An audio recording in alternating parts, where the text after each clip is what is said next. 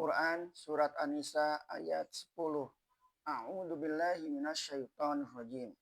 Innal ladzina ya'kuluna amwalal yatama zulman innama ya'kuluna fi butunihim naro wasayaslawna sangiro.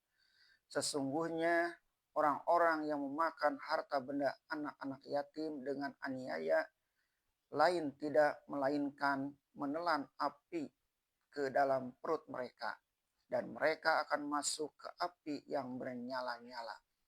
Tentang memakan harta anak yatim. Sesungguhnya orang-orang yang memakan harta benda anak-anak yatim dengan aniaya, lain tidak melainkan menelan api ke dalam perut mereka. Ayat ini menanamkan sedalam-dalamnya dalam jiwa kita rasa belas kasihan kepada anak-anak yatim yang pada saat perlu asuhan ayahnya, tiba-tiba ayahnya mati.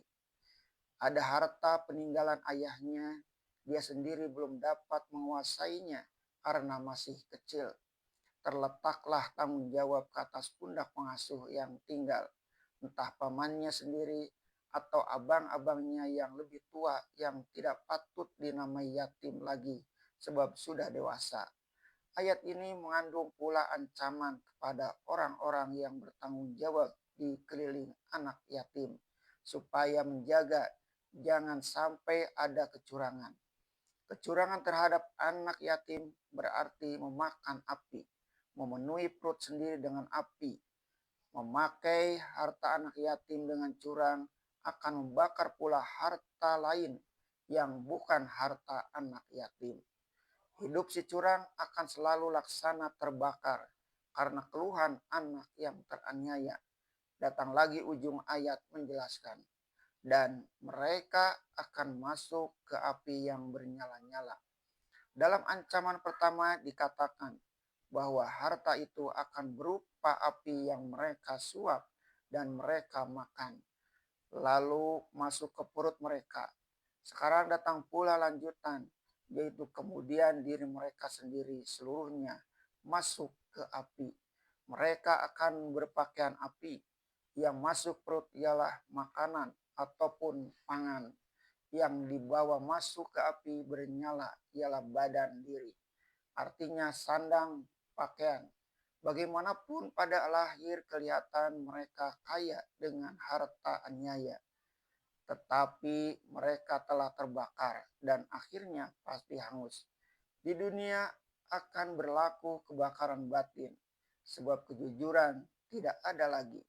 Di akhirat azab Allah telah menanti di neraka.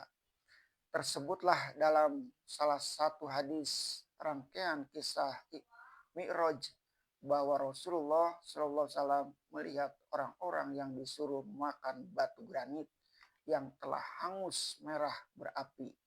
Lalu mereka makan sehingga merintihlah mereka sebab perut mereka telah hangus terbakar.